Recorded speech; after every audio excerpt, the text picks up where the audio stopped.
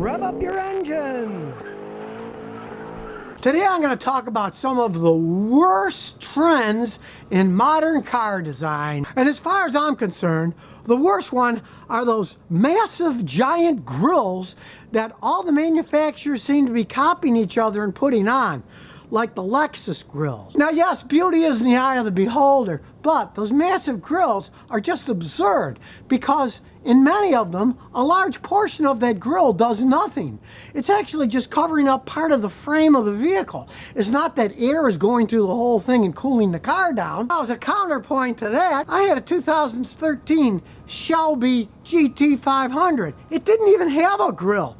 It just had a giant gaping hole because it needed a hole that big to suck enough air in so that it could go 200 miles an hour and cool the car down without it overheating. Not that anybody really needs a car that can go 200 miles an hour, but at least that's form following function, not just some absurd, ridiculous looking massive grill. Now they're all going out with it. When I was a young mechanic, the Americans had the fin wars. They kept making the fins bigger and bigger and bigger, and they served no purpose either. It wasn't like those things were going 240 miles an hour. It didn't make them that much more aerodynamic. They just liked the look of these giant fins coming out of the back of them. The next bad trend is turning everything into an SUV. Hey, there are now Porsche SUVs, Lamborghini SUVs, even Bentley SUVs. Because mark my words, not just a stylish thing, but they're big vehicles. They're high up in the air. Almost all of them get pretty poor gas mileage.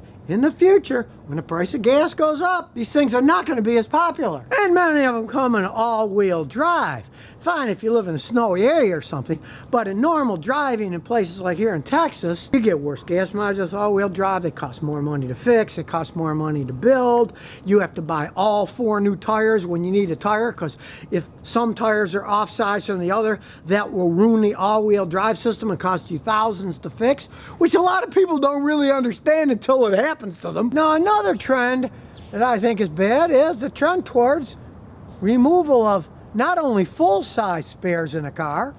This Lexus still has a full-size spare, to the use of those mini spares. This Matrix only has one of those little donut spares inside here. To some modern cars that have no spare tires at all and either have an air pump or the supposed run-flat tires that you can drive on when they run out of air. Really, run-flat tires, they cost a fortune. If you get a flat on them, they cost a fortune to fix. And because of their inherent design of being strong, they actually get worse gas mileage because they have more friction in them driving down the road. And at least that's a trend that seems to already be going away. They seem to be giving up with these run-flat tires. I mean, you have a problem where your tire is shredded, even the run-flat tires can get shredded, you're going to be stranded in the middle of nowhere. There's nothing better than a real spare tire that you can put on and go your merry way. Now, the next trend I'd like to see go away is the use of those ultra low profile tires. Now, this Lexus has normal tires and they serve a very good purpose. Big sidewalls, they absorb bumps so they ride smoother.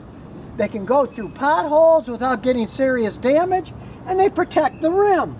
These aren't cheap rims. If you go to these real low profile tires, some of those cars ride like wagons. You feel every bump. If you live in a city like me with pothole roads, or in a country with pothole roads for that matter, they will eat the rims up. I've seen guys just destroy the tire and the rims on just a medium-sized pothole. Yeah, you can zoom around in them and corner real fast and stuff, but for a normal driving car, they're kind of absurd. I've had many BMW customers that cursed the day they got one with these low-profile tires. They kept having to buy tire after tire after tire. They're super expensive tires, and a lot of times they eat up the rims too.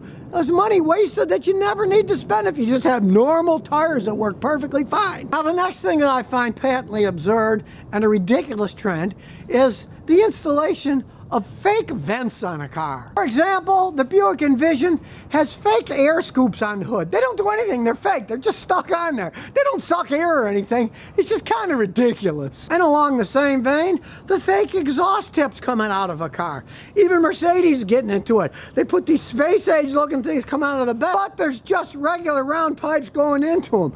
They don't serve any purpose at all. They're just fake. to look like they're doing something they aren't. Now, the next bad trend, as far as I'm concerned, is those bejeweled headlights, so that at night your car looks like a spider with all those eyes on it. They look weird enough, but personally, I find them very annoying when people are coming at you on the other side of a highway, if it's just a little divided highway with not much room between. They kind of blind you with all those lights coming out at you. They make you want to wear your sunglasses at night. Hey, I already do that. And the last trend, one that I really can't stand, is the use of plastics for these headlight assemblies. That's one thing I had to replace on this Lexus, because the old ones just got all foggy and cracked. But this is a trend that I know they're not going to go away from, because it's cheaper to make plastic. And you can make it any shape you want to fit any design.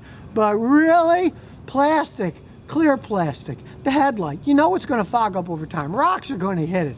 It's not such a hot idea. If you watch some of my videos, I show you ways that you can protect these plastic headlights so they last as long as possible. But hey, when I was young, they were glass headlights. You never had to think about anything.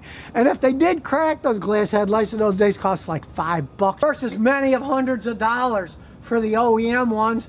And when you go aftermarket, a lot of times the aftermarket ones, they're so poorly made, they crack too really fast. So now you know some of the worst trends in modern cars. And let's keep our fingers crossed and hope they don't come up with a whole bunch of new ones in the future. So if you never want to miss another one of my new car repair videos, remember to ring that bell.